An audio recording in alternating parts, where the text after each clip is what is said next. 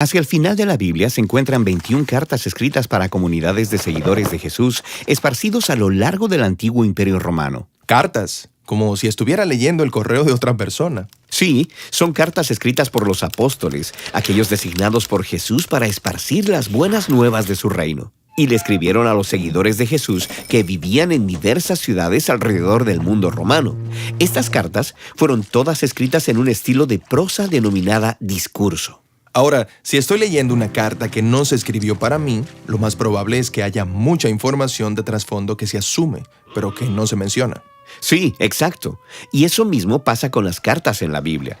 Ok, entonces hablemos acerca de cómo leer las cartas del Nuevo Testamento de acuerdo a su contexto histórico.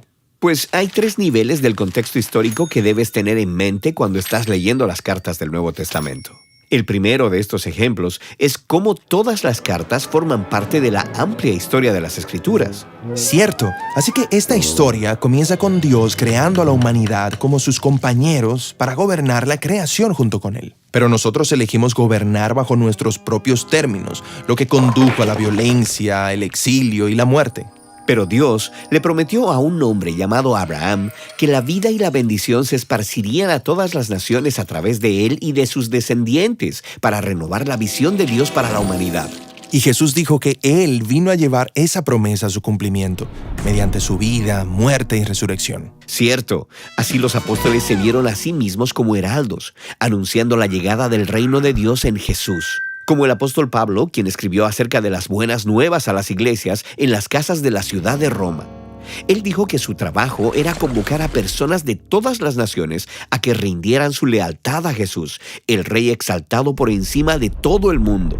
Y decir algo así fue atrevido, a personas viviendo en la capital del Imperio Romano, cuya lealtad se supone que debía ser al César. Sí, y eso de hecho nos trae al segundo contexto importante para entender las cartas del Nuevo Testamento: la cultura del Imperio Romano durante el primer siglo. Entonces, Roma reinaba sobre todos los territorios alrededor del mar Mediterráneo. Y ellos formaron su imperio conquistando y esclavizando a sus enemigos, y luego imponiéndoles fuertes tributos. El emperador y su estrecho círculo controlaban todo el poder y las riquezas, y sabían cómo lidiar con las personas que desafiaban el orden social. La mayoría de las personas vivían sin mucho dinero ni estabilidad. Y la cultura romana tenía una jerarquía muy marcada. Los hombres de familias importantes y con dinero y educación podían ascender en la sociedad.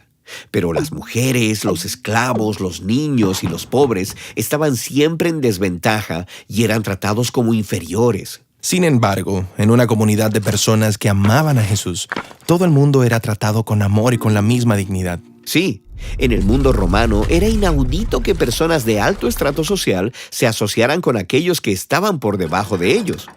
Pero los apóstoles dijeron que a través de Jesús, Dios había dado el regalo de su amor a cada persona sin importar su estatus. Así que en este contexto, las cartas eran contraculturales y derribaban las barreras establecidas entre las personas. Exactamente. Y eso nos trae al último nivel de contexto, el contexto situacional de cada carta. ¿Quieres decir los asuntos específicos dentro de la iglesia de cada ciudad que motivaron que se les escribiera la carta? Sí, como la carta de Pablo a los cristianos en Roma. Es una tentación leer esta carta y enfocarnos en toda la teología importante y pasar por alto el por qué Pablo escribió esta carta. ¿Por qué la escribió? Pues llegando al final de la carta, él habla de cómo las leyes sacramentales judías habían traído controversias entre los judíos y no judíos que seguían a Jesús. Lo cual estaba causando divisiones en la iglesia. Y si lees con cuidado, notarás que algunos cristianos con un estatus social más alto estaban tratando con desprecio a los judíos seguidores de Jesús. Y los judíos cristianos le estaban devolviendo el favor, condenando a los cristianos no judíos como si fuesen seguidores de Jesús de segunda categoría. Exacto. Así que todas estas ideas y teología de la primera parte de la carta tenían la intención de abordar esos mismos problemas. Pablo reconoce que los cristianos romanos tienen entre ellos grandes diferencias en cultura, teología y estatus social. Pero él quiere que ellos se den cuenta de que están unidos en la fe en Jesús, quien es el verdadero centro de la iglesia.